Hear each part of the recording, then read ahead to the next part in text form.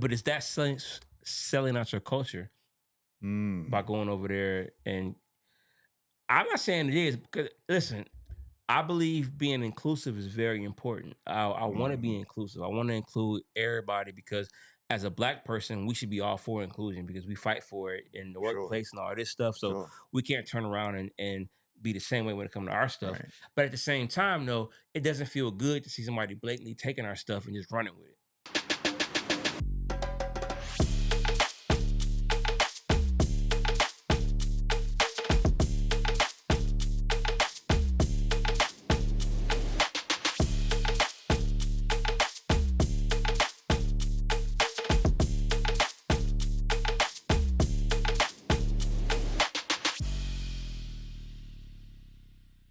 Yeah, I can't remember the name of it.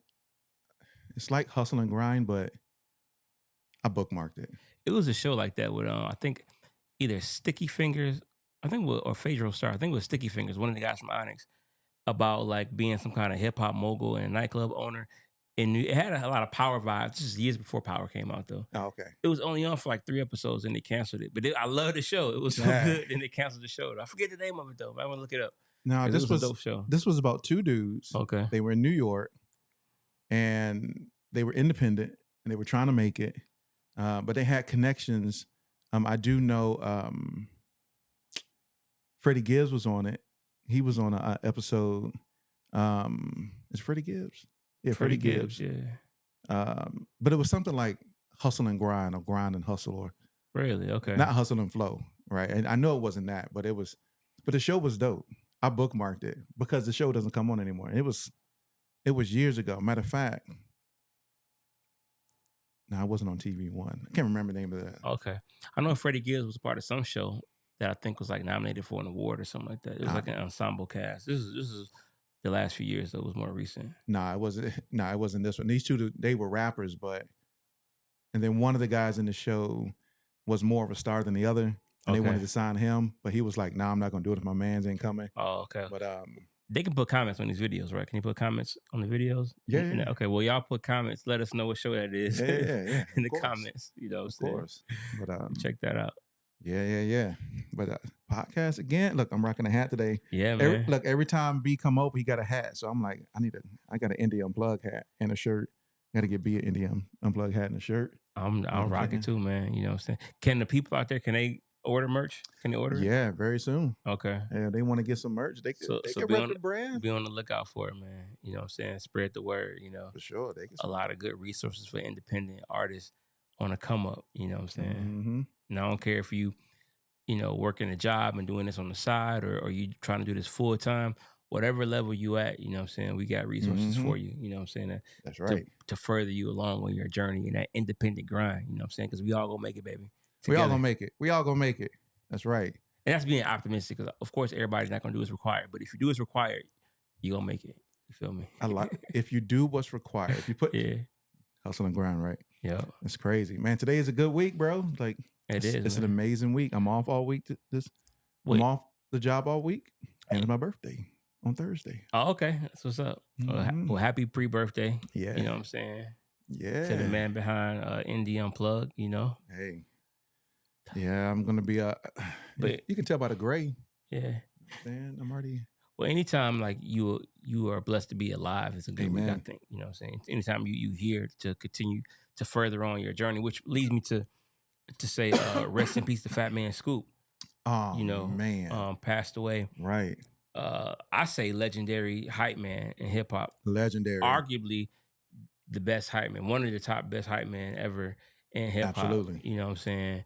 And then I think a couple weeks ago, the BeatKing down in Houston passed away. He did. You know, both cases were health complications. You know what I'm saying? So like, you know, I try to be an example, but I think we all should just make sure we check up on our health. But at the same time, though, I'm like one of them believers. I guess when it's your time, it's your time. You know, but at the same time, it's like it's always that balance. You know, you trust the universe, but you do whatever you can within your own abilities to take care of yourself. You know, so you know, and especially I'm like waving that flag for like the older generation. You know, the 40 and up generation to like rap and all that stuff, and especially if you're gonna be entertaining. You know, take care of yourself. I mean, unfortunately, Fatman Scoop was actually performing.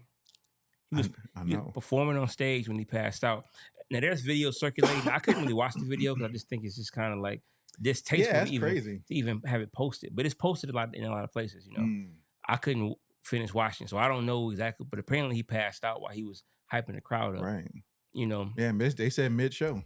Yeah, so I always say, no matter what your age is, if you're going to be out here like on the grind performing, you want to get in shape. You want to like be able to get your endurance, your win, and you want to eat properly for all that, because performing ain't no joke. And let me just throw this in there too, not to take a tangent here, but like a lot of the performance standard is lower for hip hop, I think. You know what I'm saying? So I think we need to raise that standard back up. Stop performing the vocal tracks in the background. Cut that out.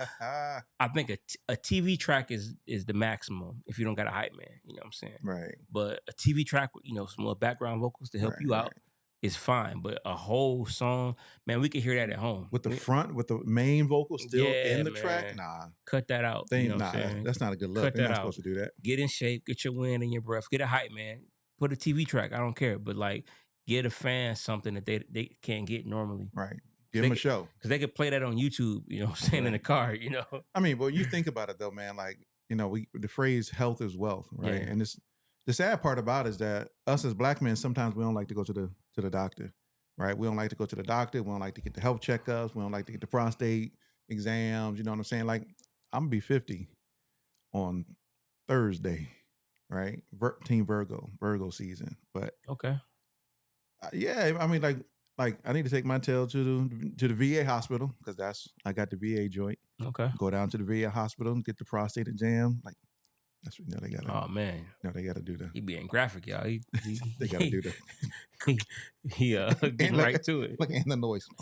However it's now. Oh my gosh. Oh my goodness. They got to do the whole prostate joint. But we got to take care of ourselves. If we expect to live a long life, we have to do the things that are going to aid in longevity. For sure. And that's why you started seeing a lot of other rappers getting in shape. LL Cool J, Method Man, you know what I'm saying? Like Method Man, he was like, I want to live a long time. Like I got to get in shape.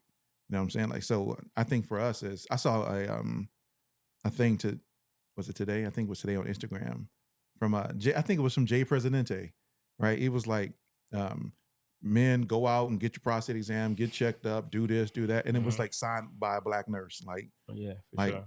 You know what I'm saying? Like our white brothers and sisters, they be at the doctor. I don't care. I'm Dr. Tom. Well,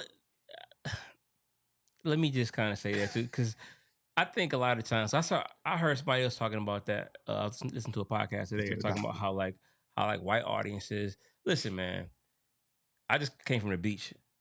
My favorite. It's a lot of white people not in shape too. Oh no, that's facts. It's just nasty and let it all hang out too. So it's like it's a universal thing, you know. Let me walk that back. A lot of them ain't doing it either. No, that's facts though. No, a lot of them are not. If you want to say that black people are more prone to like diabetes genetically, maybe hypertension, I'll buy that. Right. But in general, I think as a society, we just like sloppy. I think it's a societal condition. Yeah, we got to tighten it up. Now, eerily, there's a video I saw of not to harp on this, but I do want to talk about the going to the doctor thing. Yeah. I saw a video on YouTube of Slim Thug doing a podcast with the BeatKing from like several years ago.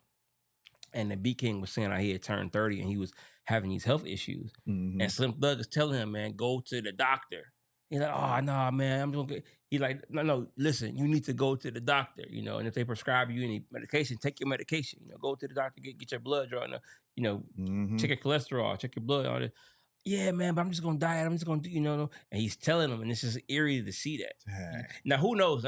I don't know whether he went to the doctor or not. Right. I don't know what he was doing in his life, man. But in general, as a general rule, we don't know when that's our time, but we can still do things in the natural, to take care of ourselves. Yeah. Just like you don't go play in traffic, right? Because you want to, no, sir. You want to protect yourself, right? So you still do the things that's necessary. And if you're going to go on this independent journey, no matter what your age, especially if you're older, get in shape, man. Get in shape and, deliver to your audience the best version of you. Yeah.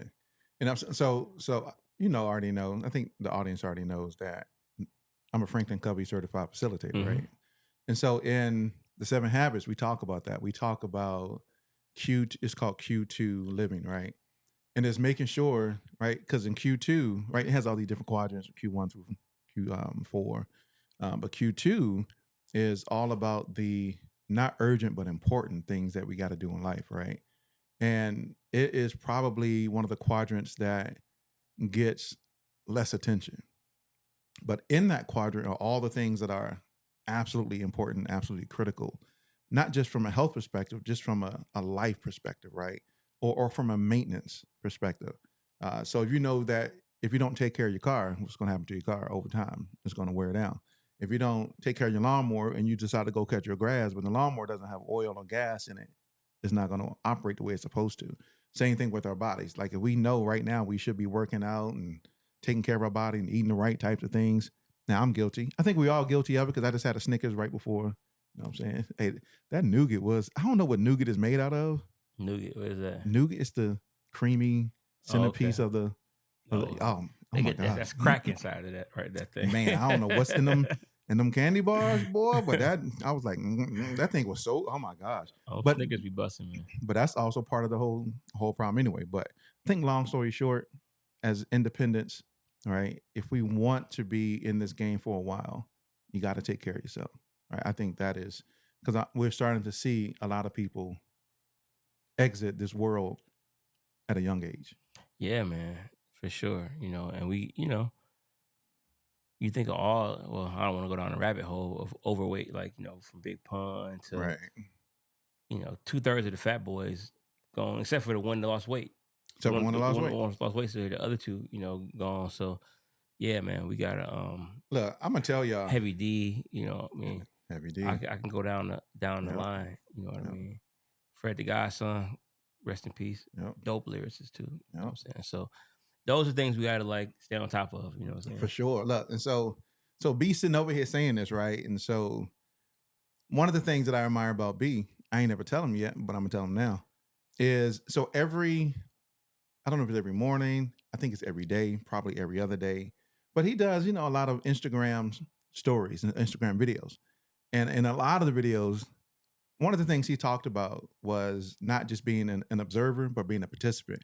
So he's always running. He got his phone, his camera. Hey y'all, look, today health is wealth. We got to get out here. We got to do it, right? And so I see that. I'm like, yo, B is out there looking crazy too. I don't care how I look. I'm sure people that drive by, like, I've had people blow horns at me before, like, or say stuff to me, like, I'd be looking crazy. I don't care. My man got the phone out there running. Hey, but he's taking care of that body. You know what I'm saying? Working he wants to be here for a long time. So I do, man. I do. I actually had a goal to lose 80 pounds, and I did half of that. I'm halfway there. I actually I lost 50, but I gained 10 back. But hey, well, that's still good though. But and I found that the second 40 is harder than the first 40. Mm-hmm. So I'm really like trying to lock in for the rest of this year because I want to get there before the year is over. So what's the ideal you're trying to get to? 180. I started at 260 this year. So I got down to 220. I actually got down to 212, 214 in there.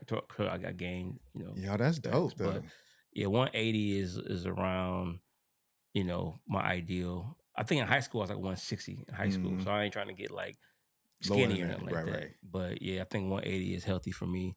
Just my height. I'm only 5'8" barely. You know what I'm saying? I work with people who's 6 something and weigh 190, 185, and they 6 foot something. And so, you see them, you're like. So, it's just about trying to set an example though. Trying to set an example, and I've had issues with my cholesterol being high and other little random health issues. So thank God, knock on wood, nothing serious, but little stuff, that could like, if not checked, could get crazy. So, it's about everything for me to get right, but to motivate others too, because I don't want to be just somebody just talking about it. No, that's facts though, because unbeknownst to him, he's motivating other people. They're looking at that going, you know what? Dang, B out there doing it. I need to do it too. He's out there preaching exactly what he's talking about. And he's not only just preaching it, you know what I'm saying, but you're actually doing it. And people can see the evidence, and that is a motivator for other people, right? I always talk about motivational factors and how, they're either intrinsic or extrinsic. And, you know, looking at somebody else's, you know, it's an external type of motivator. It's like, yo, he's doing it. You know what? I want to do it too. Like, I see my man is out here running every day. My ideal weight is 220, 225. Okay. Trying to get to that Superman weight, which I actually watched the movie today. Which one? Number one. I watched number one. Like from the 70s? Or? Yeah, 1978. Okay. I watched the very first Superman today. And the reason why I watched it is because my wife and I are getting ready to go to, on September 21st, we're going to go see the Christopher Reeve story. Right? Okay. Christopher Reeve's my hero, bro. Like, Superman is my actual like childhood hero, bro. Like, Word, okay. Yeah. And so he has there's a documentary coming out about his life and the role he's played. And most, of course, iconic role is Superman. And so we're going to go see that in the theater. It's only on theaters on the 21st and the 25th, I believe. Prior to, the 25th. The 25th is his birthday. Yeah. Which is sure with me. I have 25th, and I'll take this time to just say September 25th. There's a lot of amazing people born on September 25th. You know what I'm saying? And Christopher Reeves is one of them. You know what I'm saying? But I can name it. I'm not going to do that now. Y'all can Google it. But it's a very impressive list. Right. But I like to think I want to follow that same pathway to one day when they list all the amazing people on that day, they'll mention my name with all them great people. So that's what I'm That's right. So, Facts. Yeah, Christopher Reeves, man. Yeah, so we're gonna go see that on the 21st. And I'm just in, preparatory mode. My wife sent me the clip. She was like, "You seen the trailer for this?" I was like, "Nah." I saw the trailer, man. I'm an emotional guy at times, especially when it comes to that. I started crying. I was like, tears there. I was like, man. And it had Robin Williams in there because him and Robin Williams are very close friends, which is another iconic person that we kind of talked about that before. But I might check that out too because I love documentaries and movies, and I'm a big movie guy, and documentary guy. So I might check it out too. I've got an affinity for people born on September 25th. A big affinity. I study them. I literally study them, and because I feel like I was born on that day. Literally, if you look it up though, it's an impressive. I don't know of any other day that got this many big time people. I'm gonna have to check it out. Yeah, that's for another episode for me to break. We're gonna break it down. To break that down. Famous birthdays on the day that we were born. Who was born on September 5th, and who was born on September 25th, right? And break it down. But for sure, man, for sure. But yeah, as we get ready to get into these topics, I know that you are a movie buff, documentary guy. I am. And I think you posted, which I got to go see. I haven't seen it yet. I don't remember the name of it, but it's the one about NSYNC and Backstreet Boys. Oh yeah. Oh my goodness. That's on Netflix. Yeah, I'm going to check that out. The boy band scam or something like that. Yeah. Lou Pearlman, I think. Lou Pearlman. Lou Pearlman was crazy. Yo. And I don't mean crazy in the fact that this dude literally was a genius. Like, he was scam. He was getting people. He was a literal genius though. I don't want to give it away, man, but that's a crazy, it wasn't what I expected, you know what I'm saying? And these documentary makers are really, they're like, these producers, they're masterful because they'll lead you down a certain way and you think it's going one way and then they bring it another way. Oh, I know the whole story. So there's a book I read called The Song Machine. Okay. And in the book, The Song Machine, it tells the story of NSYNC and Backstreet Boys and Lou Pearlman. I didn't know it was the same people behind them both. I didn't know it was the same. He started one and then started the other. Well, not to give it away, but I will say this though, this little nugget that he said that tripped me out. It was genius in that. It was genius. In that he said, listen, this boy band thing is going to be so popular. They're going to be people competing competitors. So I'll be my own competitor. I'm just going to make another one. That's right.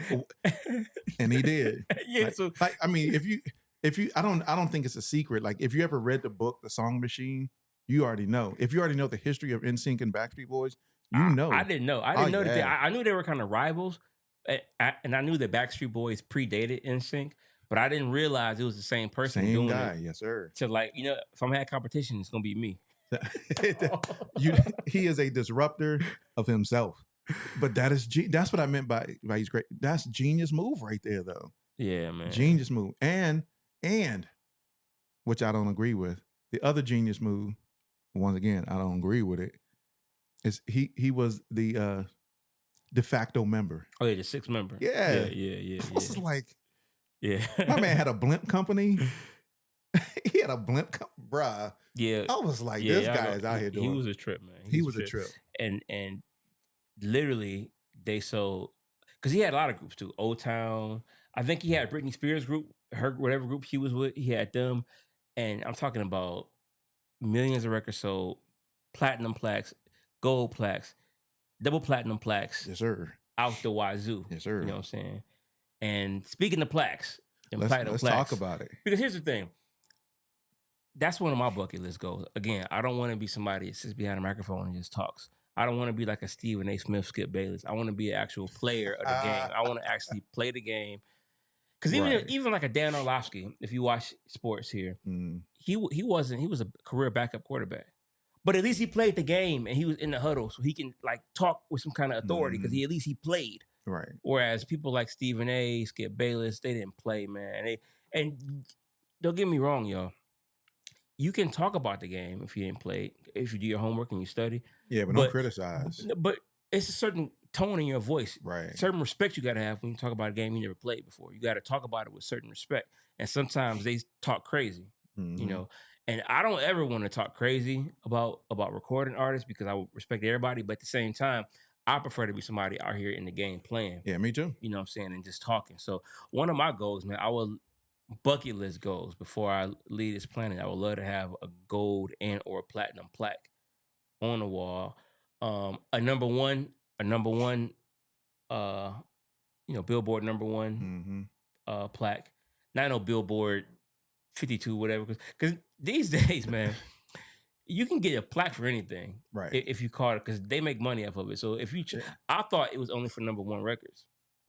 You know, because I worked with my brother Willpower a lot, you know, and he got 5 number ones albums, literally Billboard number one albums. He's got 5 of them. You know what I'm saying? And you know, his team and I were getting all his plaques for those, and I thought that was a big deal. But apparently, you can get a plaque for just charting on Billboard anywhere. Anywhere. Chart 78 and get a plaque for it. That's right.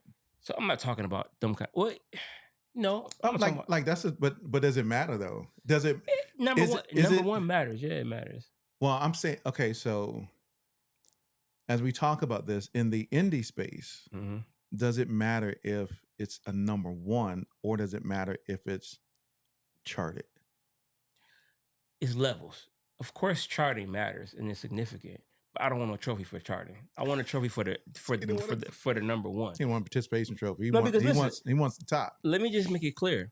If you chart anywhere as an independent artist, that is an accomplishment. Right. And you might be okay with a plaque for that. Just not me. But I do think it's an accomplishment though. I think it should be celebrated. But certain things, because there's a mindset that I think you need to have to be a winner. And just because you're independent don't mean you're handicapped. Right. You know what I'm saying? I want to cultivate a mindset for independent artists that we're independent in like name only, in like, you know, technicality only, but technicality only.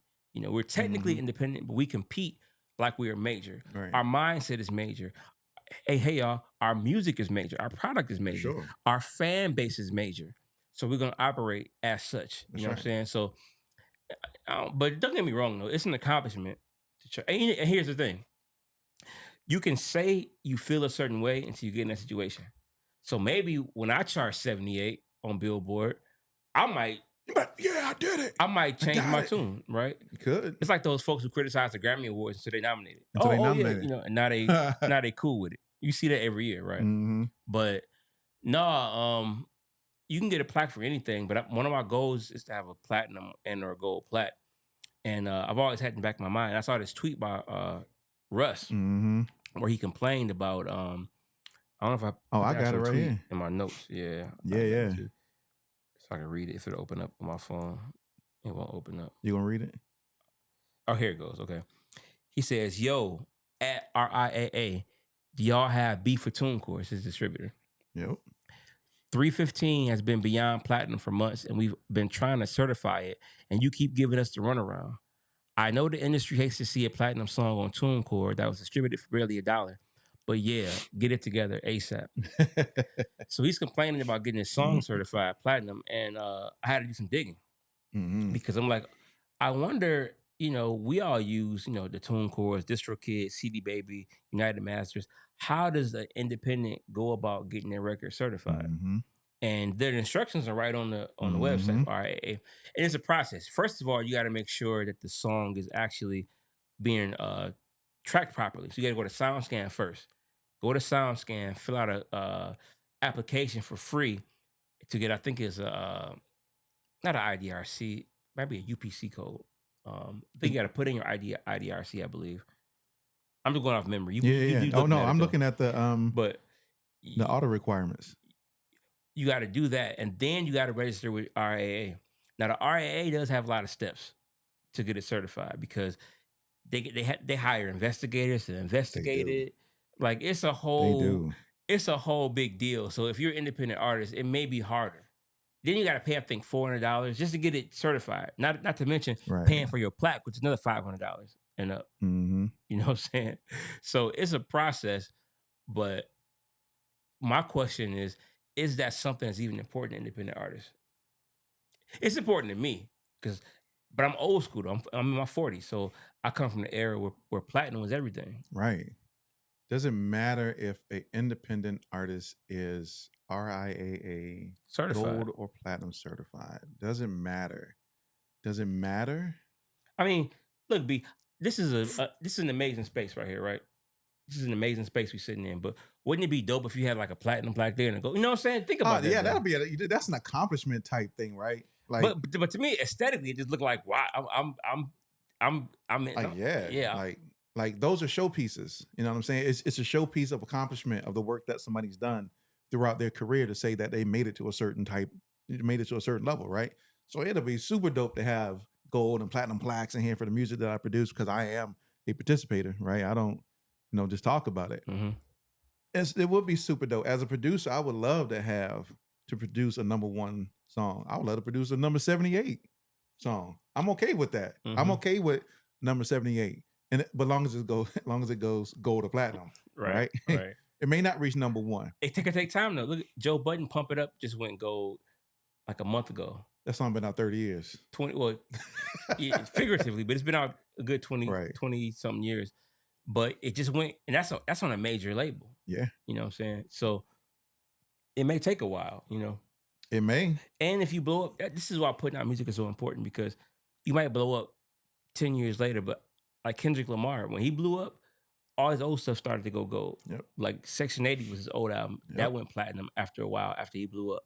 So your fans can go, but just put it out there, register it properly, and you never know what could happen with it. But is it important though for independent artists? Do y'all care? Do y'all just care about earning a living?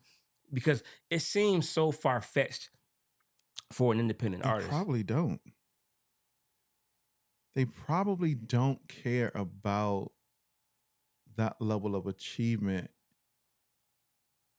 If I'm thinking about it, as long as they're getting paid for their work, doesn't matter. Like, does it matter? I mean, if I'm an actor, I think every actor wants to win an Academy Award, right? A Golden Globe. Like, I think they want to win that prestigious award to validate that they are, and see, I think that's the thing, right? But to validate that they are an amazing actor in their peer group.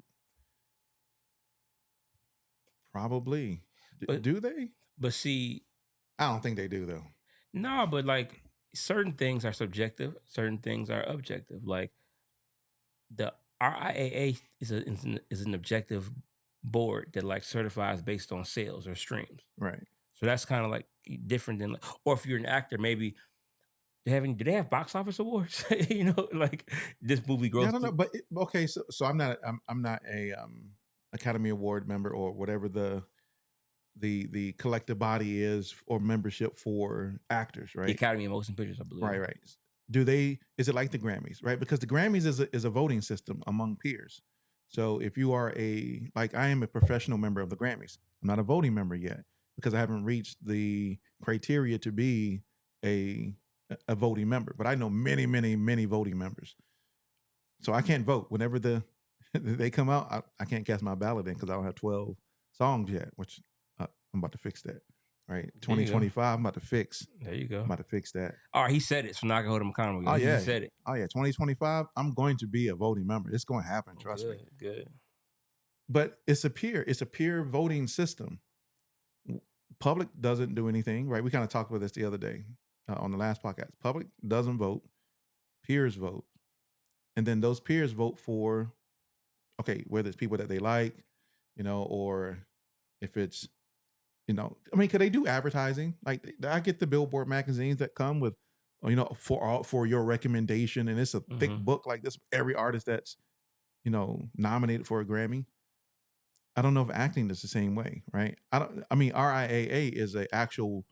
You got to meet certain levels of criteria in order to certify, right? And if you meet those, and it talks about what it is, right? So if you want gold, you got to have 500,000 units. You want platinum, you got to have 1 million units.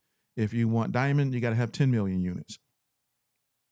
That's very objective. But you got to pay, and you got to pay them though to certify it. Yeah, you got to pay them. I mean, it's just like if I was in the public sector, like for my day job, if I wanted to get certified in 7 Habits of Highly Effective People, I go to Franklin Covey, I pay them the fee, I pay them whatever else fees I need to pay. I go to the class, I take the thing, I teach it back, I certify.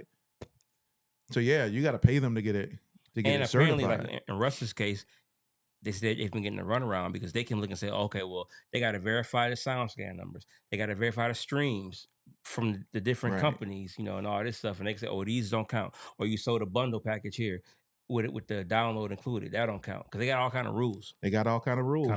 And that's the thing. As an independent, is it worth? Because I think it's like up to $400 or $500 just to get certified. Not that, again, that does not include the cost of the actual plaque you have to buy once they certify you. Right. You know what I'm saying? So is it worth all of that? For me, it is, because it's a lifelong dream. Right. But that's what you're working for. Yeah, but this next generation, does it mean the same to them? You know what I'm saying? Yeah, I think that's a very interesting perspective. Does it really matter to them? I don't think it does. And the reason why I say I don't think it does, because I don't hear within. Now, I mean, I could be far removed from that group, but I don't hear them talking about, oh, one of my goals is to be RIAA gold certified. Right. I don't think that's what their objective is. I think their objective is purely financial driven. Like, I just want money. And then if I got money, I can buy jewels or a car or a house, or I think it's just money driven versus accolade driven. Or maybe money is the accolade that is satisfactory for them. As a producer, I want a plaque. I want to produce for an artist that actually gets a plaque. Right? I mean, that's the thing. But do they care? I don't know. Y'all tell me, do y'all care? Y'all tell us, do y'all care about these plaques? Do you care about a Grammy? Right? Do you care about this particular gold, platinum, diamond, plaque? Because there are independent artists who are out there actually. Now, I don't think there's a classification of independent, right? I think Russ is independent. Even Russell was independent. Even at the level that they're at, they are still independent. Shoot, Tyrese is independent. Yeah. I think we got to have a show on the definition of independent too, because I do. Because that's a loosely defined word. It is. Because, it's levels to be, I guess, if you have major label distributing you and fronting you money. Are you independent? Right. You know what I'm saying? But at the same time, it's independent even in mindset. Because you can go into a label with a record deal and still call the shots. True. With your team, and like, okay, if you got leverage. Gotta have leverage. You can operate like that. That's right. You know what I'm saying? So I don't know. But anyway, is it important? That's interesting. That's something you should think about. Think about that. And have you even thought about, like, do you register your stuff properly? Is your stuff being tracked? First, okay, look, we got to talk about that first. Before you even think about being RIAA gold, platinum, diamond certified, do you got a PRO? Right? Are you signed up with ASCAP, BMI? Right? Is your stuff with Harry Fox? Is it with SoundScan? Right? Sound Exchange. I mean, like, let's start there first. Is your paperwork in order so that it can be tracked appropriately? Is your publishing set up right? Do you have your own publishing company? They can get their own publishing company. They can sign up as their own publisher, which I did, right? I got my own publishing company that when I put music out, my publishing company, everything is tied. Like, I think that's the thing, because I don't think a lot of them even have just the basic foundational things, right? You got an LLC for your business, right? Because as an artist, you are a business. Does an artist need an LLC? I think they do. I think there should be some type of business entity or DBA, something that you got that is covering yourself as a business, and you should have some type of. Now, I am not a lawyer. I am not giving out legal advice on how to set up your entity. Find out what you got to do. Find out the steps, because even from a administrative aspect, you want to keep things separately. From a financial standpoint, the dollars you're spending, you don't want it to all come out of your bank account. You want to have a separate bank account for your bit. This is all basic stuff. Again, we're not like professional whatever, but you want to find some professionals and get your stuff set up right. Because, get a team. Because if everything happened for you tomorrow, if you had to hit, would you be ready to handle it? Are you ready? If God blessed you with all this favor, where everybody found out your amazing song and was jumping all over it, could you handle it right now? Or will you just be in a shambles right now? Right, trying to figure it out. I mean, if you already ready when that day comes, then you can just go ahead and do what needs to be done. You know what I'm saying? Like, if you're ready, you don't have to get ready because you're already ready. And the less likely to be taken advantage of. Because that's once it's out there, now you behind an 8-ball. Now you lose a little bit of leverage now. That's right. And, Yo, it's so crazy. The interview hasn't dropped yet. Tammy's interview is going to be coming out not this. Well, by the time y'all see this, the interview will already be out, right? But I was talking to Tammy Latrell. Okay. And she was talking about the song that she wrote for Whitney Houston. And I'm not going to tell the whole story because you got to go check it out. But the point of the whole story was she was covered. Because in the story, she was like, how did Whitney Houston even get this song? Like, we never pitched it to Whitney Houston. How'd she get it? But she got it. Interesting. And what was crazy is that they were already out. The song was out. People were getting paid for the song, but not Tammy. Oh, wow. And it was like, Tammy was like, hold up. Right. Some dude came to him, was like, hey, you can watch the interview but go watch the interview. And it's like, hey, here's what happened. Boom, told the story. She called up the dude, like, hey, what's good? I need some money. They was like, what you talking about? She was like, I own this. And they were like, no, you don't. She was like, trust me, I do. They found out. And she said that either the CEO, the president, one of the big head honchos of the company called her personally and was like, hey, let's go out to lunch. Let's have a conversation. But that's the power if you have leverage, and that's the power if you got your business in order. Yeah. You know what I'm saying? Like, she was like, oh no, I own this. You do? Yeah. And I could just tell you, without even hearing her story, if her stuff was taken care of properly and the song was already out, she got all the leverage. All the leverage. At that point, because it was already out. Because if it's out. It's out. They can't take it back now. That's now right. You got to give me what I asked for, pretty much. At that point. That's right. And so and the beauty of it, what I love is that's what she does today. Okay. Right? She helps artists get their money.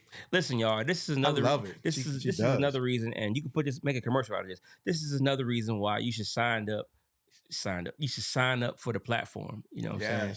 For the We Music, the Indie Unplugged. Mm-hmm. What's it? We Music TV. We Create Music TV. Right. Yep. Sign up for that, because this type of stuff is invaluable for you to have to learn, because it's so much knowledge out there, man. Mm-hmm. You know what I'm saying? And you spend your money on so many things, man. You can spend a little with $10 a month, $20 a month, something like that. Look, no, right now it's free. Okay. You can go sign up for, look, here's the deal, right? Let's do a commercial, man. Go ahead. The platform is free. People can sign up for free right now.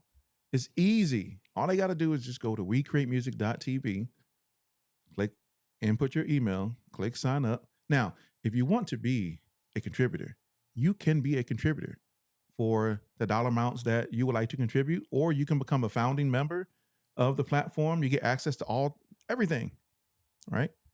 Because there are some things that are on that site that are paid, and a lot of things that are coming that are going to be paid too. I got some ideas, brother, about some things that, oh my goodness, but it's free. That's the thing, it's free. So, but it's okay. I don't want to go down this. down this rabbit hole. But it's a mindset though, right? There's a lady that I follow. She has an Instagram called Friendship Society. Okay. And I think it's a Friendship Society, Friendship Collective, Friendship Society, something like that. And she posted that, and Wendy Day had been talking about this prior, that the shift in the music space for content is going to shift, right? It's going to shift to being for people having all their content on their platforms, right? And where you can get their content directly to your email, which you can do at recreatemusic.tv, right? All this information that we're talking about, all the podcasts, all the interviews, all the master classes, all those can come directly to that person's inbox, and they don't have to go search for a single thing. It is right there, right?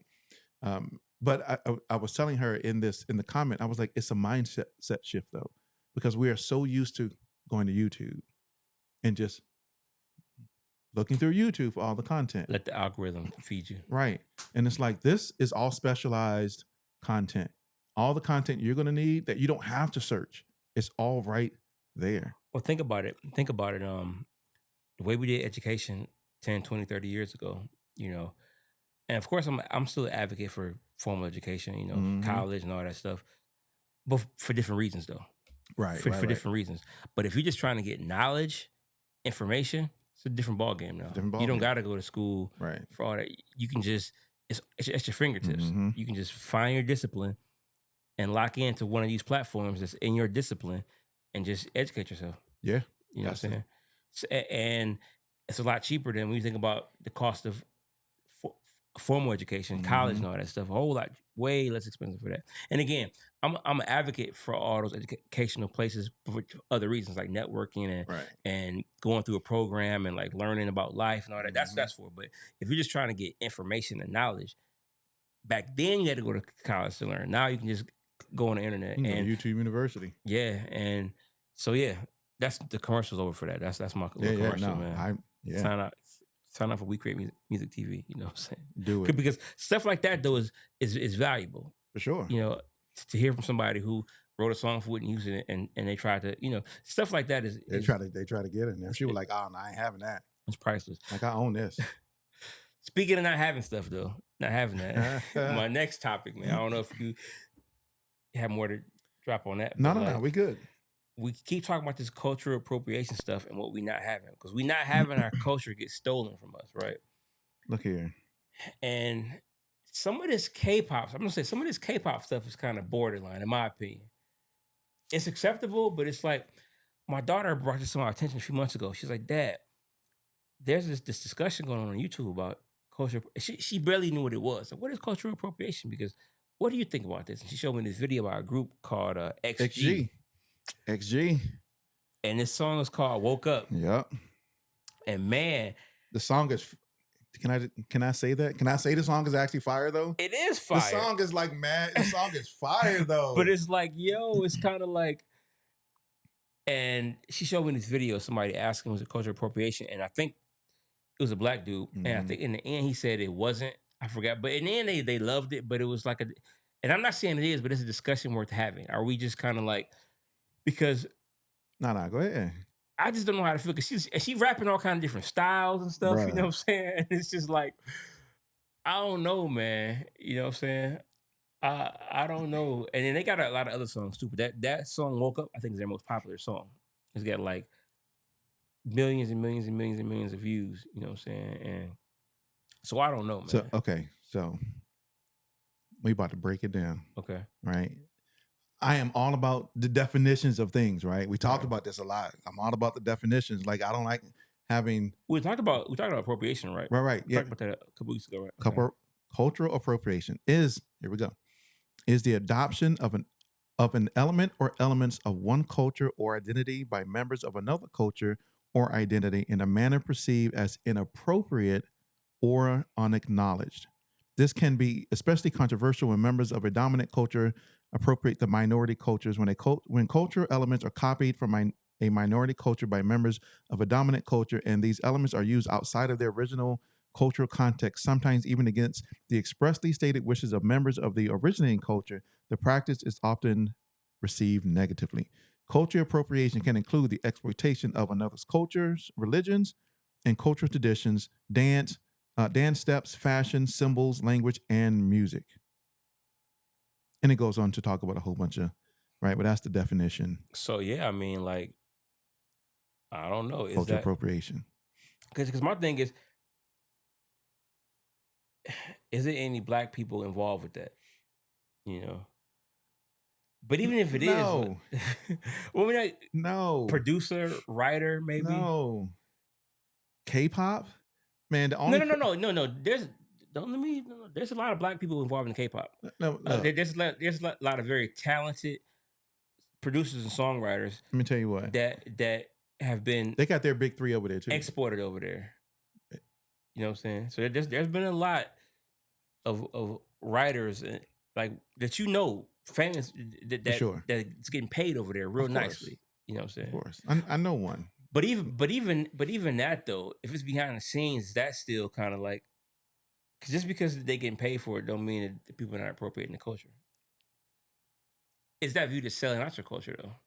You giving them the sauce. I'm just asking the questions, y'all. They're giving away the cultural secrets. I'm not providing the answers here. I'm just asking the questions because I'm a little bit perplexed about this XG thing. And the song is fire. Okay, so that's the first thing, right? Would it be okay if the song was? It wouldn't matter if the song was whack, but the song is actually mad fire. She's killing. She got the grill. Yeah, if it was whack, we'd be laughing at it.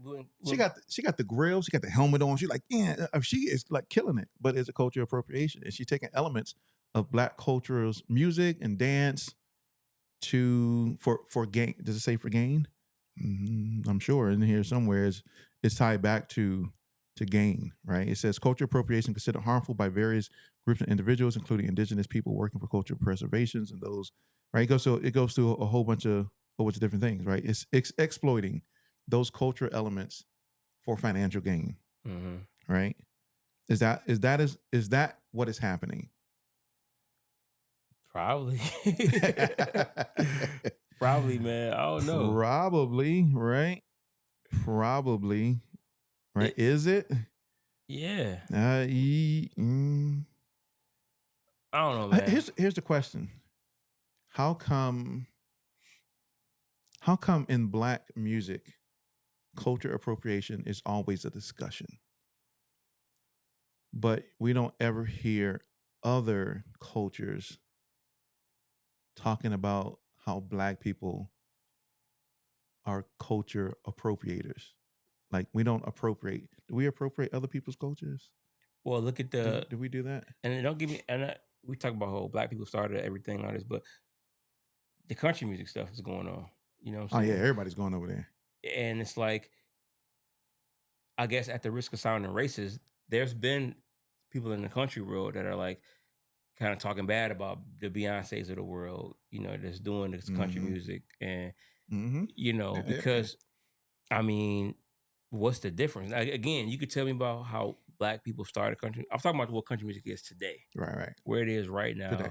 It's a predominantly white culture, form of music, So us going over there, especially when, they hadn't been doing country, now they want to do country. But I think if it's done with like out of love, I think Beyonce, I would hope anyway, she genuinely loves the music that she's making. She loves country music and she wants to just put her spin on it. Right. Nothing wrong with that at all. You know what I'm saying? Nothing wrong with that at all. But if you're like, disrespecting it and, but even her album, she had, was it Willie Nelson was on there, Dolly Parton was on there. So she's got important cosigns. Those are things like when I asked about XG, do they have any people co-signing them and behind them, I don't know, to kind of help that out. So I don't know, y'all, but that XG stuff was just kind of like, I was watching like, okay, like this is interesting. It's fire, but like, I don't know if I should like this or not. You know what I'm saying? And I guess the thing is like, music is music, right? I guess in this sense. And if it's dope, then should you like it because it's dope and it's not by someone who's black? Right? I mean, we got music from all different types of entities. But here's the thing. She's making music, or they're making music that sounds black, that are using. But how do you sound black though? Right, that's the question. How do you? Well, so okay. How do you? not sounding black. Let me rephrase that. Using music found in the urban culture, 808s, hi-hats, trap sounding music, slang, terminology, you know what I'm saying, that you find within the black culture, right? So I guess I say that's what I'm saying about sounding black. Just for context, can I play a little bit? Is it gonna be like a strike or something? No, you know why? Because I got my own platform. Work so perfect that it hurt, don't it? Surf on 'em. Right away, right away, right away. Cause we had the right away. Bye, bye, bye, fly past it, we fly away in the outer space. Drop top in a coupe, boss, I wanna hop up out of this bag. Look at my fit right now when I just walked out of my bed. Fix my hair, fix my makeup all the way. Bound to the next stop, bound for the grain, make 'em bow down to the X. A little more than ordinary, honorary, underestimated, leaving all you broke. I'm the judge and jury, I don't wanna hear it, I'm the one that fear it. See, that's what I mean by sounding black.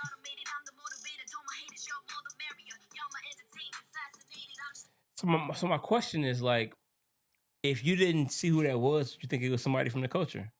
You know of course. So, and my other question is, like, I never heard them do an interview. I never heard them talk before, but do they talk like that? Like, for example, no, sir.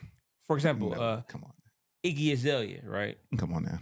That's somebody who was kind of really like clowned because, come on now, because she would put on the whole black scent and then talk regular black scent. Yeah, yes, and that really bothered me. And God bless her. I don't want to hate on nobody, but I couldn't rock with that at all. Mm-hmm. She signing off, and then she talk all. Then she'd be like, "All right, Cheerios. How are we gonna come?" Like, knowing that's not how you talk. Right. Black scent. Oh, I'm trying to see how they talk.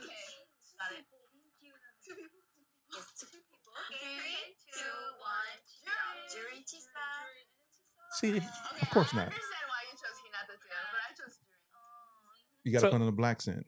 I like that phrase. So you get what I'm saying though? Like, I do. That's kind of crazy to me. I do. But that's what I'm saying, dude. For us, it's not reversed. We don't appropriate others, but they appropriate black music. And you know why? The number one selling music genre is hip hop.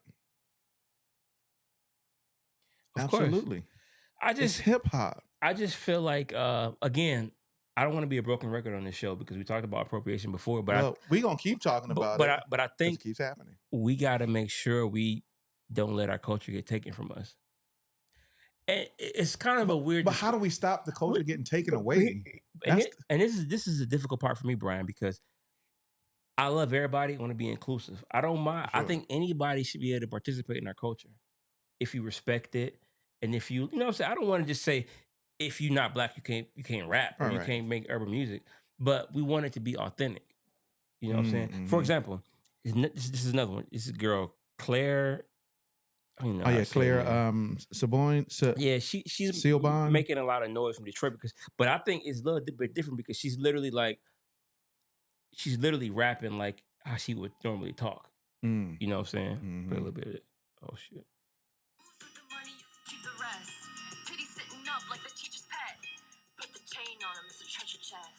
Got these bitches shook like a Etch a Sketch. We're not doing 69, how we neck and neck. Made 100, haven't even had breakfast yet. Bitch, she sound like what Becky. We doing here? I'm swimming in the money, I need scuba gear. She need scuba gear. My point though is like Becky. But there's a lot of discussion going on about her little viral video, because because obviously there's like a Detroit, Midwest, Flint, Michigan kind of sound going on there as far as the production goes and the rap style. But obviously, her accent sound like somebody's.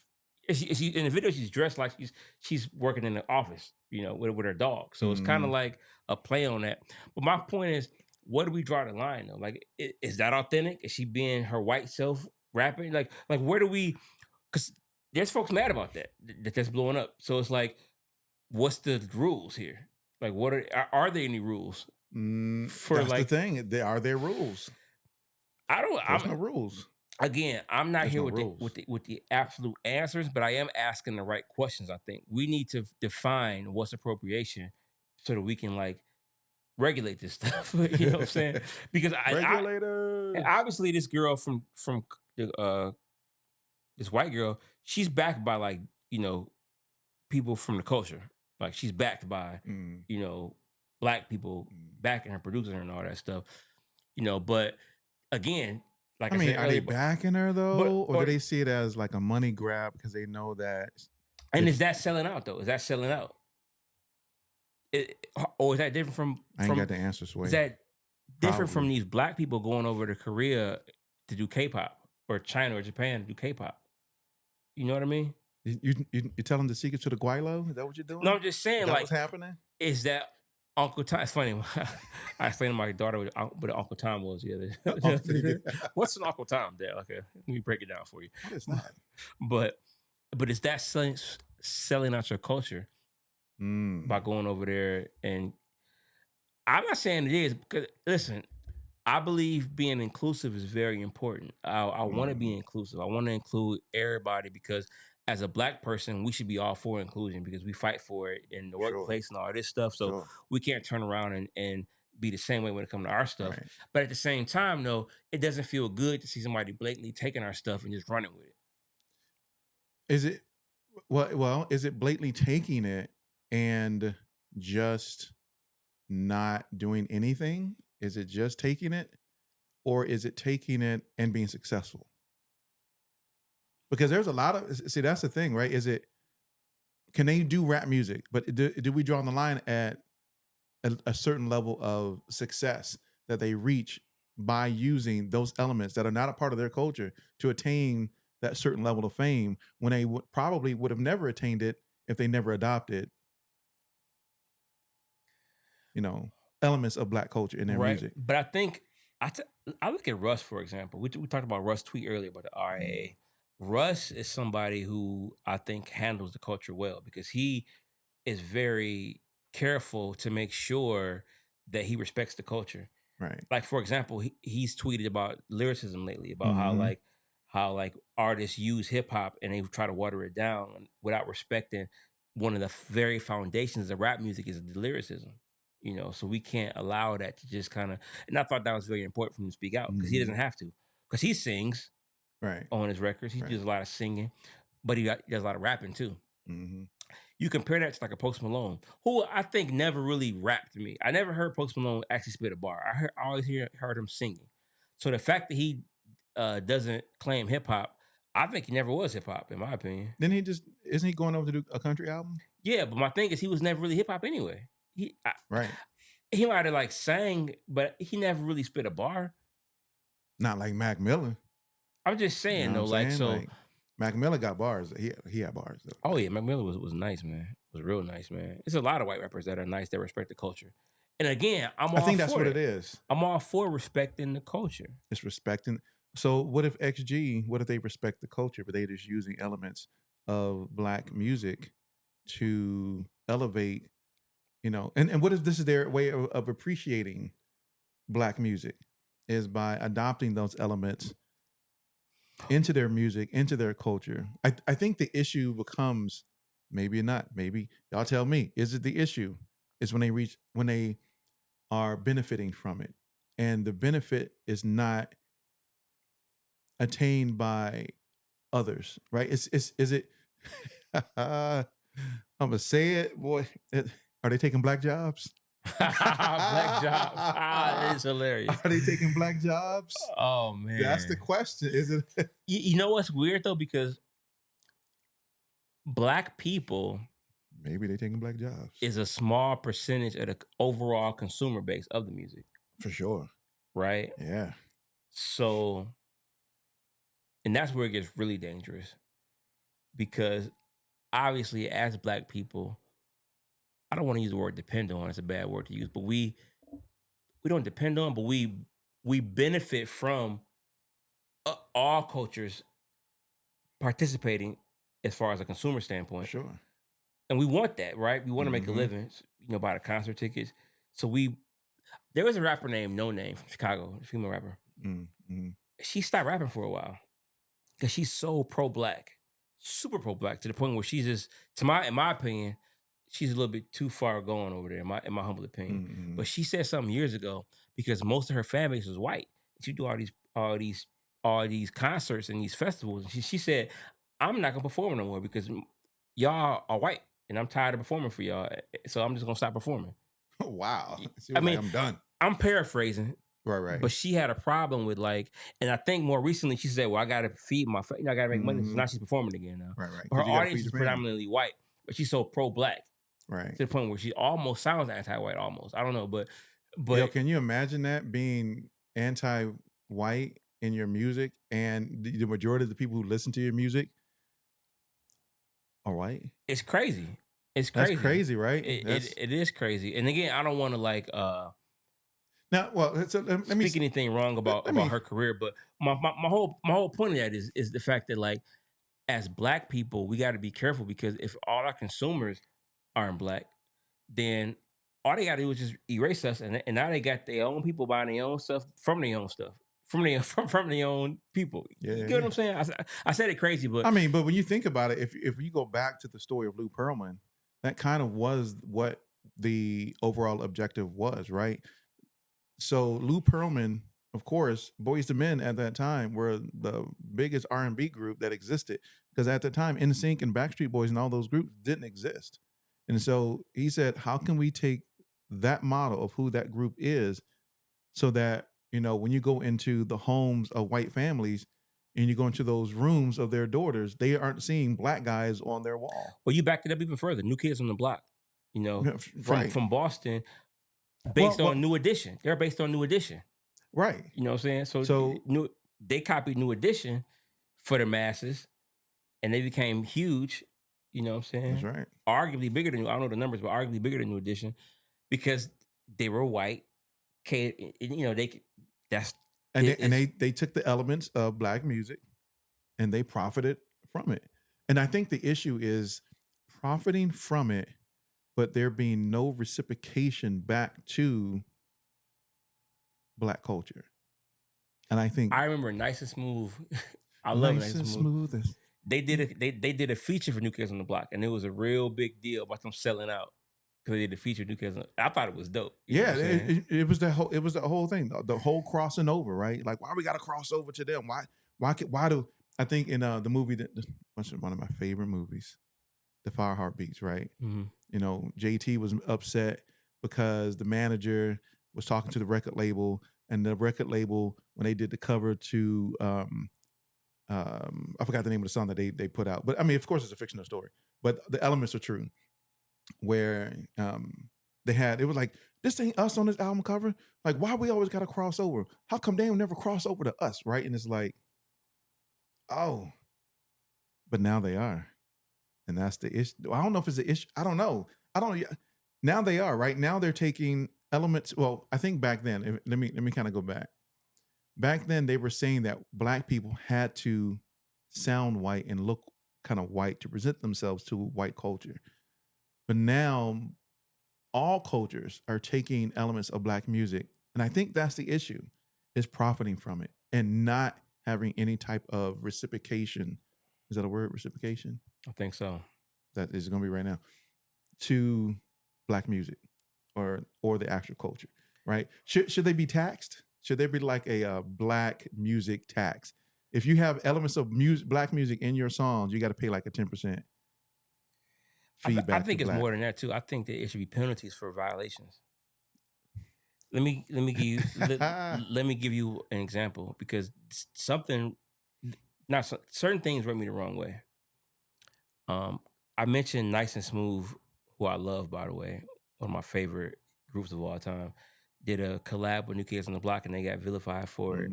Whereas now all these pop singers, I know even Drake was making fun of Kendrick for doing a Taylor Swift collab, because he was saying that you got to, drop it, give me 50, do it for the Swifties, all that stuff, right? On push-ups. And I thought about how all these pop singers go and get these black people to get on their features. And I thought about, remember DaBaby? When he was hot as Fish Grease for a minute. And he was on all these pop songs. And I forget what song it was on. It was some pop singer, I think white or another race pop singers feature. And when DaBaby made those stupid, foolish comments about homosexuals and HIV and all that, whatever he said, he was totally wrong, out of line when for what he did. Totally. So I'm not excusing it. Right. He was wrong, and he deserved to be like get backlash. But what I didn't like was how these white pops, I don't keep saying white, I don't know who she was. I'm gonna look it up. I made a video about it on my Instagram years ago when it happened, so you could go backtracking. But she took him off the record. It really got under my skin. It did. Got under my skin because it's like you want to use us, but when we get in hot water, you don't want to stand next to us. And that's that's part of the issue. Because she can come out and make a statement. You don't, by no means should she have condoned what he said. She should come out against it. But you decided to record with him, though. Again, off the song completely. Again, Dave Chappelle mentioned this in the stand-up. This man killed somebody in Walmart, okay? And he talks about killing people on his records. He actively talks about killing folks, and he's killed somebody before. That didn't stop you from collaborating with him. But God forbid he said something derogatory, which he shouldn't have said about somebody's sexuality. But that's where you draw the line at right there. Right. So you can't stand next to him. And again, killing people is wrong. Yep. Being homophobic is wrong. All that's wrong, right? But you can stand next to him for one reason, but not. So I just don't like how other cultures they pick and choose. They use us up, but when it like Kendrick Lamar, my favorite Kendrick Lamar song of all time is "Mortal Man" because of that, because of the message. When it hit the fan, are you still a fan? When my imperfections come out, are you gonna stand next to me still? Do you really love me, or do you just love my benefit? Because when it hit the fan, are you gonna stand beside me? You know what I'm saying? We just love the benefit. So that really bothered me how because remember he was white culture loved the baby, but all of a sudden, oh, he's terrible. I'm gonna turn my back on him. And we see that happen with a lot of black entertainers when they make a mistake. Yep. They get vilified. They get destroyed. I was riding with a Uber driver yesterday. I went to the beach and I took an Uber from the airport to the beach yesterday. And lovely lady, Caucasian lady, lovely lady though. We were talking. And a lot of time, I don't want to get into a deep dive, but a lot of time when it come to race relations, man, people are good people. Just because they might be ignorant, I don't mean they're a bad person. Right. True. That's true. But we were talking, she was talking about the whole when they had Steve Harvey in the sky for InvestFest. She's like, did Steve Harvey really in the sky? And I was explaining to her about, how it was a light show and all this stuff. And she was saying, man, I love Steve Harvey. I love his story. She said, I really hope nothing ever comes out bad about him and he did something wrong. Because I would hate to not support him no more, all this stuff.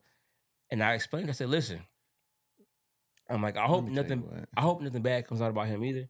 But let me tell you something. We're all human. And you've never been tempted. I explained to her basically saying that we shouldn't do hero worship because when you do hero worship, you can get disappointed when their imperfections come out.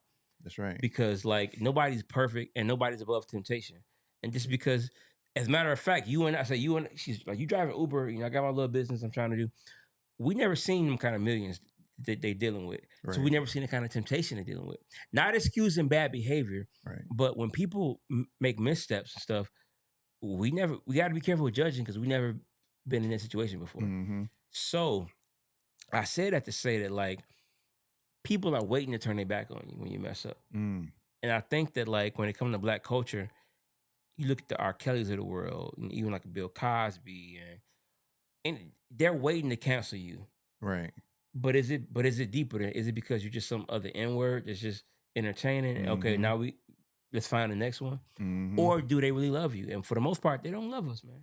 They just like they like what we bring to the table. There's a benefit, right? There's a benefit to black culture. There's a benefit to what you're able to gain by adopting elements of black culture into what you do, right? And so, do we love the people? Not so much. Do we love what we receive based upon what they built? Absolutely, right? And so, and people take advantage of that, right? Whether it's good or bad, they take advantage of that for their own benefit. And then, like that was just the whole comment with Leo Cohen, which absolutely rubbed me the wrong way when he was pressed by Charlemagne asking, why do you put, if you know that all of these things are negative, drugs and murder and all these things, then why do you allow the artists that are signed to your label to continue to talk about them? And Leo was like, And his whole you could tell he was shaken by that because he didn't know how to answer it. And then all of a sudden he was, at the end of the day, he was like, I got a family. I got to eat. My family got to eat. And it's, of course, you don't really care about the people within the culture. You care about the benefit that you receive based upon what this culture has built, what we have built as Black people. And you want to take advantage of it. I mean, just be honest, right? And that's the thing. If you can support Trump, you can trust me. You can support anybody, right? If you can. But I don't know if you can support. In Leo's defense, has Leo turned his back on anybody that was in trouble in the culture? I don't know. That's so I can't answer that. That's my big question right now, because it's like, it seems like with the baby thing, the way folks, and that one pop singer, it really rubbed me the wrong way. Though. Of course. Take off the song, and it's like, because I come from the era where, well, we come from the same era, right? Well, you remember how the state, even the Black stations, they don't do this no more, but even the Black stations, at a certain time when they had rap features on the song, they would play the version without the rap feature on there. But even now, to this day, a lot of the pop, quote unquote, white stations, they'll play the version without the rapper on there. I'll never forget, Katy Perry had the song California with Snoop Dogg on the hook. I think Snoop is so popular now, though. This is like 10 years. Snoop. You ain't taking Snoop off nothing. But this is like, I think like 10 years ago. Hey, what you rocking? You rocking the Snoop Dogg? Oh, yeah, my guy. And he rocking the Snoop Dogg shirt today. But the California song on the white stations, it didn't have Snoop on there. And that bothered me so much. Like, don't take him off this. He is California. What are you talking? He was there before she was. Right. You know, he gonna take him off the song. You know, you don't like her. So my thing is, if you put him on there, don't allow him to be taken off there. Katy Perry. You know, and I'm not trying to pick on her, but at the same time, it's like, don't just try to use us up. You know what I'm saying? Like, if you gonna rock with us, rock with us. But I come from that era where the rap was taken off of the pop and R&B songs. I remember. You know what I'm saying? And it's like, come on, man. I remember that. We ain't going backwards here. You know what I'm saying?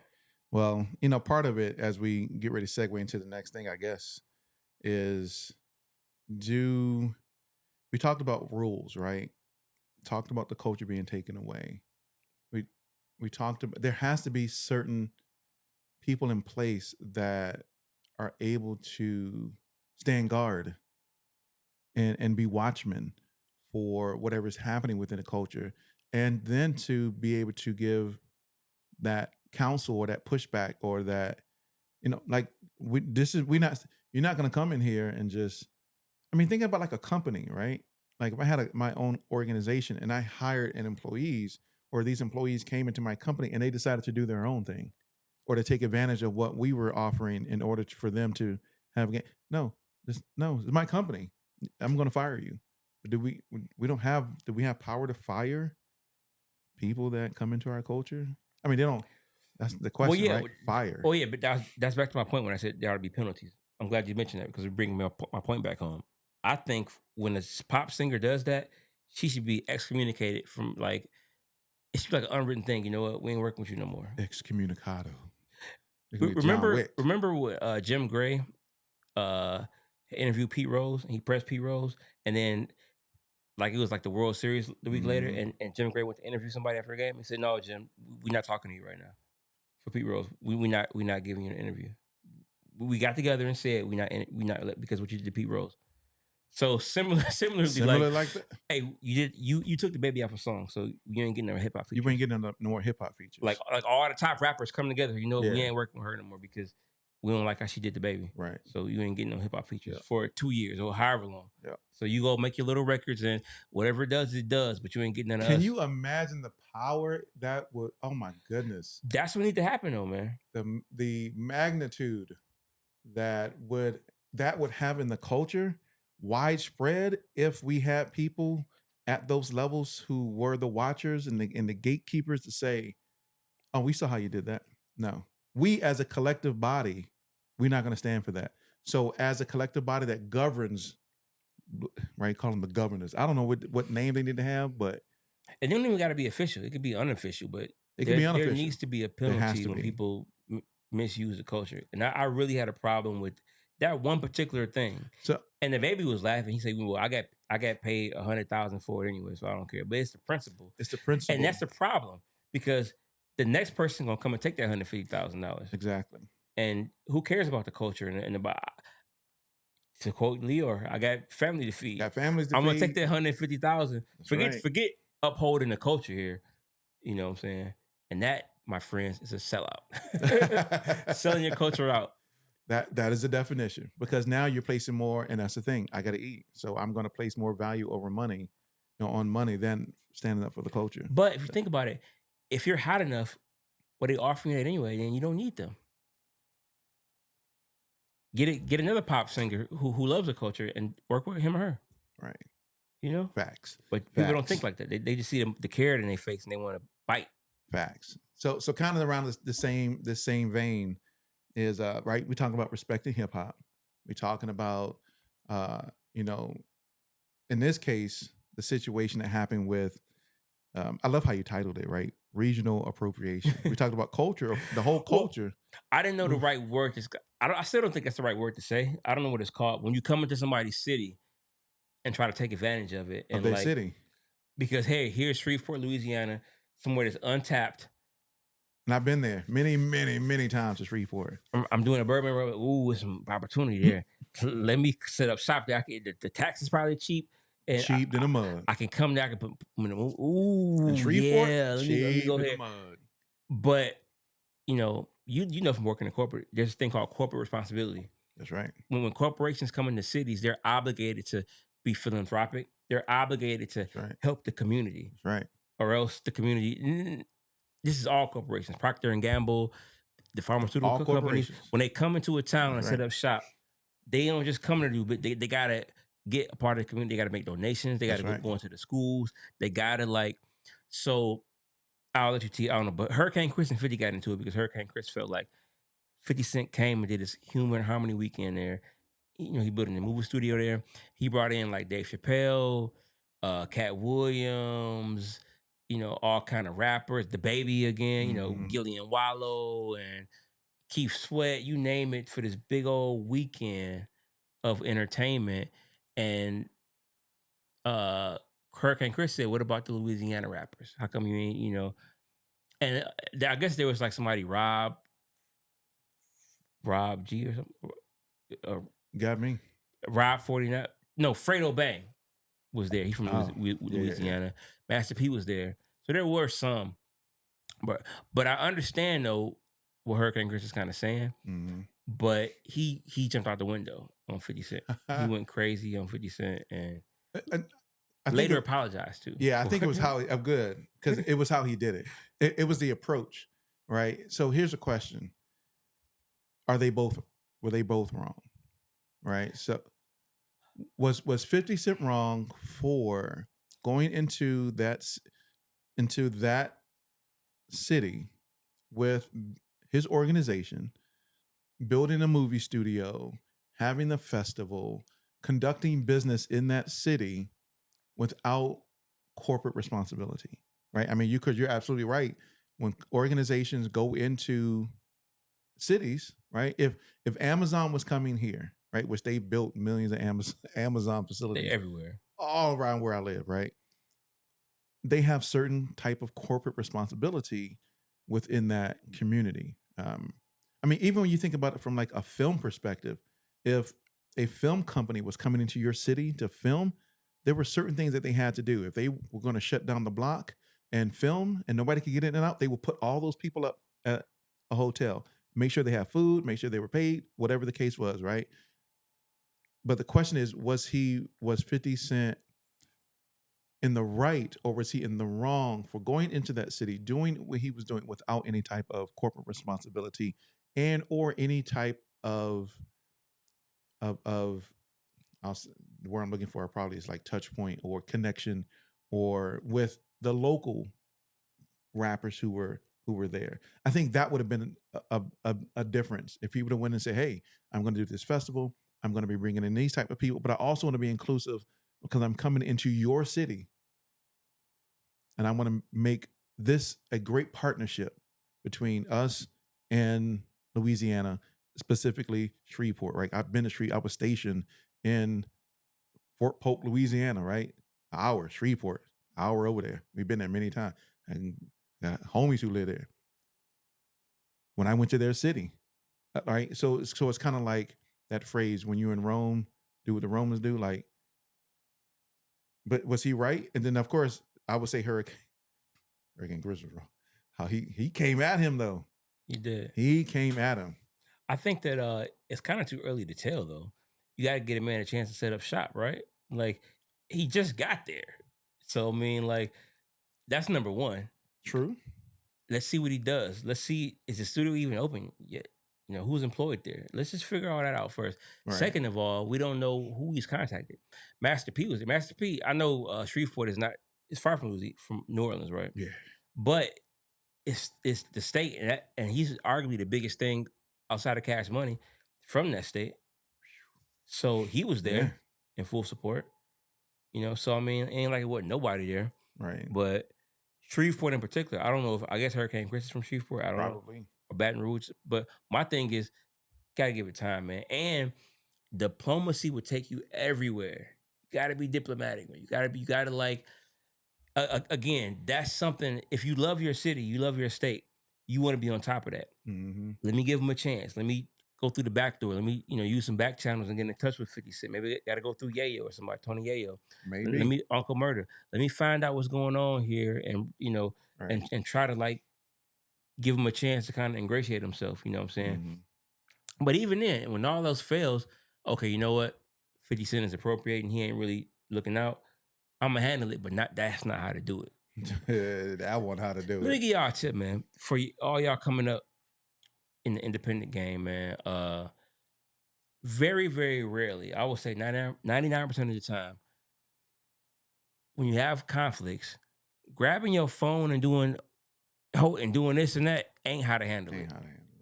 You know what I'm saying? And that 1% probably is very rare, but don't grab your phone and try to vent or whatever on the phone, because you look stupid and it's not gonna come off. You'll get more about even the people. Perception is everything, B. How you're perceived.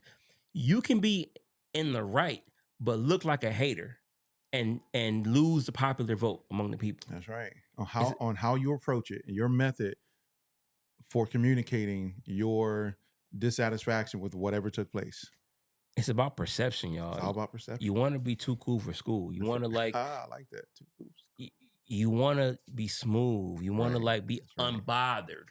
Clearly, Hurricane Chris was very bothered. Super bothered. You don't want to look bothered, man. You don't want to look. That's not a good look. You can tell, because now we don't know what transpired. Only thing we know is that there was a video that came out, Instagram, boom. Hurricane Chris, he went at 50 Cent. And he apologized. He was on like some kind of news station apologizing like a week later. Yeah. Talking about he want to have a conversation, and he probably won't. And that probably is how it should have went down in the first place. It ain't gonna happen. He'll probably talk to somebody on his team maybe, but you done burned that bridge. That is how you should approach it in the first place, right? If you got issues, you go talk to the people. You don't put them on blast on Instagram, right? Hey, I know you're coming here. Hey, let's have a conversation about how we may be able to partner together, right? I see you doing big things. Of course, you're building a movie studio. Let's kind of talk about what that looks like. Now, I'm not sure what level Hurricane Chris is in relationship to 50 Cent, but, and does 50 Cent have, in my opinion, he has two types of responsibility, right?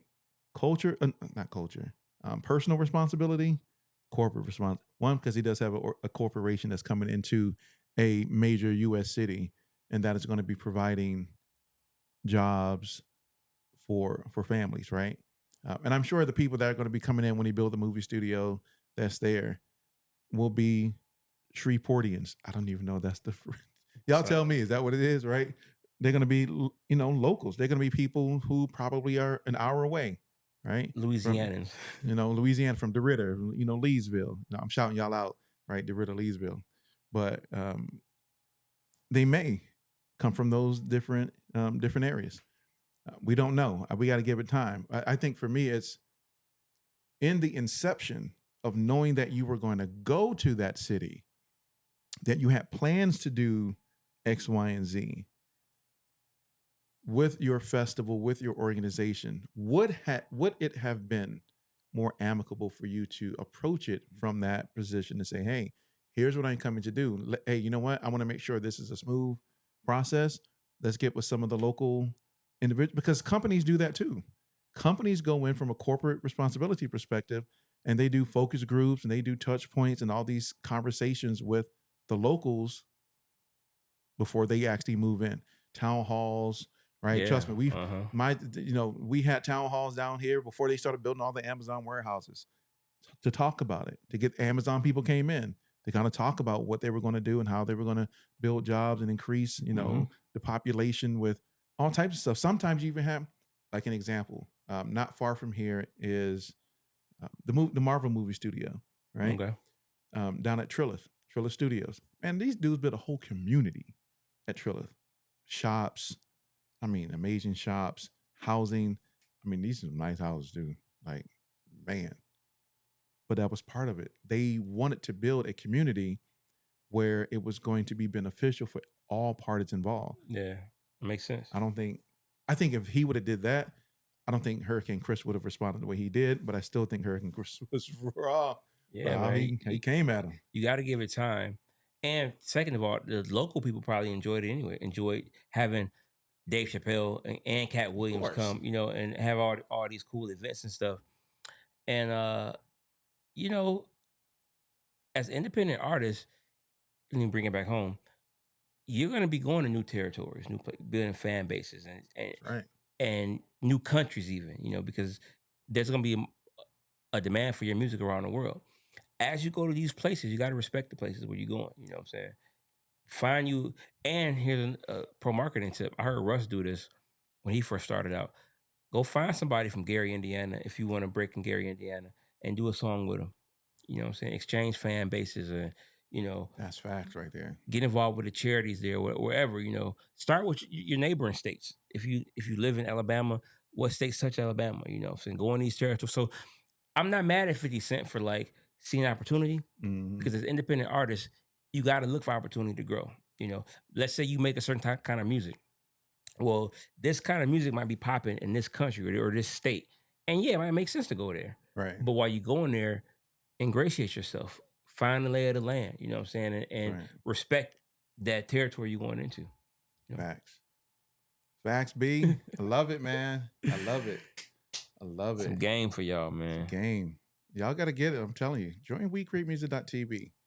Like, that's where the game is. I'm telling you. As we continue to grow and continue to build, and we continue to bring on these types of topics and type of guests, yeah, man, I got to I got some stuff that I want to do. Let's do it, B. That is only going to be available for We Create Music TV community. Like, let's do it, man. Man, B, it's been a pleasure once again, my brother. Always a pleasure, man. It's a pleasure. Anything else? Any Happy Labor Day today is Labor Day. It is Labor Day. And I'm looking at the wall, I say hustle and grind. All y'all out there hustling, grinding, especially those that like doing double duty. You got a day job and you got a full-time effort in the music industry. You know what I'm saying? Happy Labor Day. Pat yourself on the back. Go get your favorite meal. You know what I'm saying? For sure. And relax, man, and get back to the grind tomorrow. For sure. You know what I'm saying? Of course, you're going to hear this after Labor Day, but you get the point, man. We respect everybody working hard, putting in that work every day. Actually, they're gonna hear it Thursday. Oh, that's gonna be so dope! It comes out on my birthday. Well, this episode is coming out on Thursday. So go in the comments and wish my boy Brian a happy birthday. You know what I'm saying? Go in the comments, give him a happy birthday shout out. You know what I'm saying? I'm throw that cash up there. Oh, you one of those? You one of those? You one of those? You one of those? You one of those? You one of those, man? It's my birthday. It's my birthday. Give me the money. Be a blessing. AKA begging. I'm just saying. Be a blessing. I need the money to treat me to lunch. But let me ask this question. This is off topic a little bit, but it's something. As a creator, I don't really do that though. But I notice a lot of creators put their Cash App and their PayPal and their bio, like on YouTube, for example. Well, I do. I got mine in there. So no, but here's the thing though. I'm trying to see what it's about because I'm about to do it. Because if it's something you're supposed to do, yeah, for sure. I'll do it then because you're supposed to do it because I know my YouTube don't have that. But I'm like, if you're supposed to, I'll put it up there. Yeah, for sure. Look, so if you go right now, right when you watch this, if you go to my Instagram and click on my link in there, the third link down is blinking at you, right? It says, if you would like to donate to help us continue our efforts to bring you this type of knowledge and interactions and podcasts and interviews and master classes and all the things we got. Help us, right? Because it actually costs money. And so when we say we grassroots indie because we still got. So I'm just trying to figure out the purpose of it. The purpose is to just let people know if they want to rock, if they rock with you and just want to donate throw you something. Yep. Okay, I think I'll put my Cash App in my bios now. I think I was like, yo, B, I see what you're doing. You're dropping knowledge every single day. I want to help. Hey, here's some coin to help you further your message through advertising or whatever. I'm only asking that right now in a podcast so y'all can hear, because y'all might be like me and wondering about it. Okay, I'll put it out there. See, because the thing is that if you don't, they won't know, because you may have people out there that want to support you financially. Because I'm all about like having up there, because I don't mind having my PayPal, my Cash App, if I know I'm constantly giving every day. If I'm giving, I'm just talking about the people that beg. So it's my birthday. My birthday be a blessing to me. But if I'm actually like pouring out and y'all want to contribute, for sure. Because in general, my ask is that you just play the content, play the music when it come out, play the content, just and tell people about it, But if you want to go further than that and like throw some money on it, okay. And some people do. Oh, okay. Some people actually want to. Good to know. I'm gonna fix that tonight. Yep, give you financial support. They just probably have no way to do it, and they're gonna have a way after tonight. They're gonna have a way, and they probably won't even contact you to ask. You may get some people, but most times they won't. But if they see it, they're more inclined to then go. Cause I noticed there's some like popular YouTubers that do it. So it's like popular. So I'm like, okay. Yes, sir. All right, well, yes, sir. Good to know. So see, I benefited from that, and hopefully you'll benefit from that nugget that Brian gave us too. All right. Sure. That's it. That's all I got. it's all good. And good. Since it is his birthday, y'all put a comment and bless the man. Just put the comment. I'm good with the comment. I'm just saying, you want to bless him. If you want to bless, don't bless me. Bless what we do at We Create Music TV. You know what I'm saying? Like, bless that. Help us create more content. You know what I'm saying? Help us advertise and because advertising costs money, right? Trust me, it ain't free. So, you got to spend your Google dollars, your YouTube ads and Facebook ads and Instagram ads and all these ads just to get the visibility. You know what I'm saying? Like, so go to the website. There you go. All right, we out. Peace. Peace.